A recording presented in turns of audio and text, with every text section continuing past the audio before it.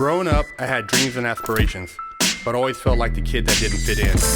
For the most part, I wasn't a bad kid, but when I made the transition into adulthood, I turned to the streets for guidance. This led to getting locked up in juvenile hall, doing time in CYA, and eventually a 120-month sentence in federal prison. I had a lot of time to think and reflect during my federal sentence, so I share with you what I learned, hoping I can positively influence someone else's life with Prison Talk.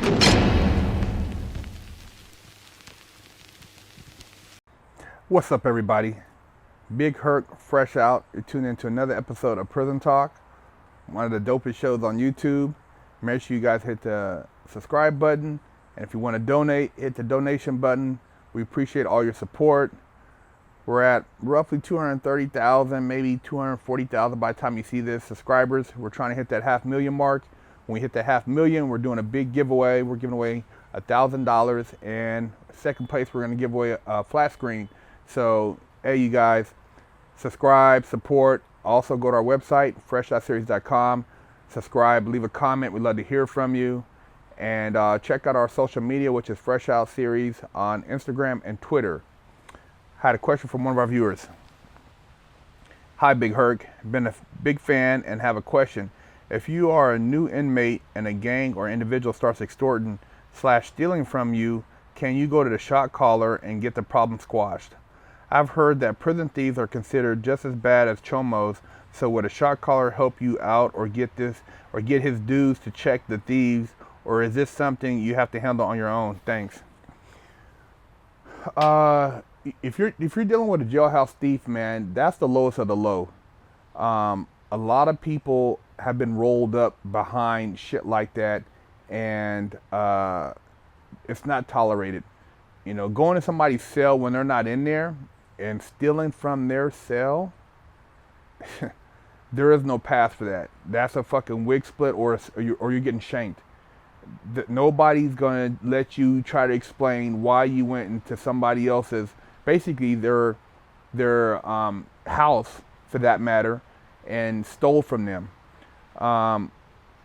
Approaching a shot caller, yeah, depending on the individual, you know, you can pull them to the side and be like, you know, hey man, so-and-so witnessed dude rolling up in my cell, and he came out with this, and this is what's up, you know what I mean? And a lot of times, if it's not resolved just through mediation, then it can kick off a riot, because if that person stole from somebody of another clique, then they may require that shot caller handle his own internal garbage, or else everybody's going to be involved and it's going to be a full-on riot. So a lot of times, like I said, people, you know, try to work things out diplomatically, but something like that is not tolerated.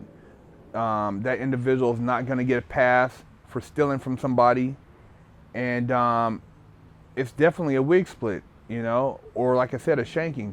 You know, people have died behind stealing from somebody in prison, so don't think that it's taken lightly, and you never want to have that label as a jailhouse thief.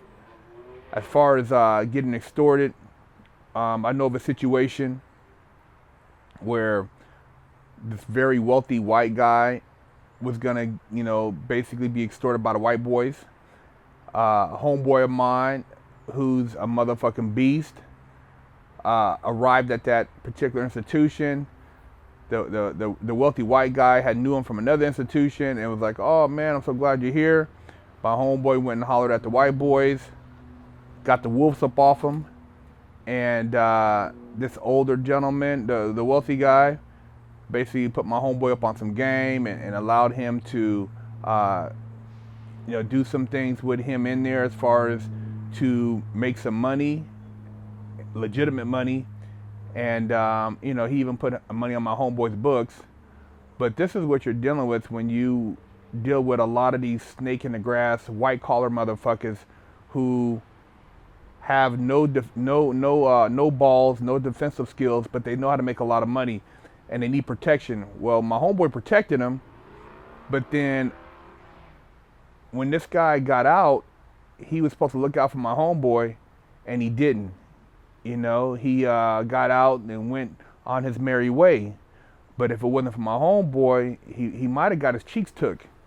So, you know, a lot of these cats, man, they have no loyalty, and they're only playing the game until they get out because they know that they'll never see you again. And this particular guy probably owes my homeboy 7 figures plus as far as money that's he righteously earned doing some things with this guy while they were down. And just scandalous, just, you know, typical scandalous white collar motherfucker, thinks he's you know, in a different class, better than the next man, and doesn't keep his word.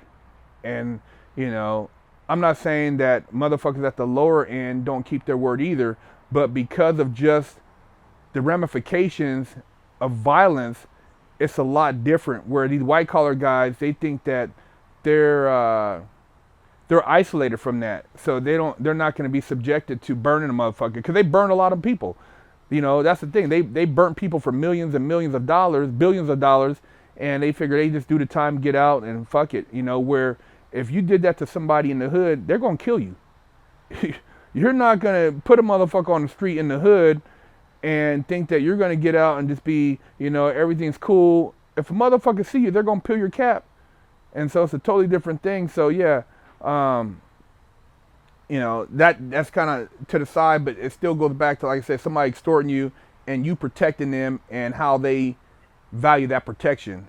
But you know, you don't want to get in the habit of paying anybody anything for protection, because once you start, when you go to the next institution, somebody else is going to do the same shit, and you know, it's not cool.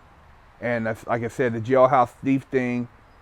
I've seen a guy, you know, I knew a guy who happened to be a jailhouse thief. You know, we found out later, and somebody before they found out that said, "Hey man, this guy's from the same town as you, blah blah blah." But I wasn't fucking with dude like that. I didn't know him. He wasn't from my neighborhood, and good thing I didn't embrace this motherfucker, because when he stole from this cat who went to the hole, you know, had I been this dude's homeboy when dude got out the hole, I would have been caught up in the same shit. Because as soon as this guy got out the hole, this nigga checked in, because he was a motherfucking punk, a jailhouse thief. So lowest of the low, and just know who you're fucking with, and mind your business, and hopefully you don't ever have to deal with a situation like this. Lockdown's over. Get your yard time in. Exclusively at FreshOutSeries.com.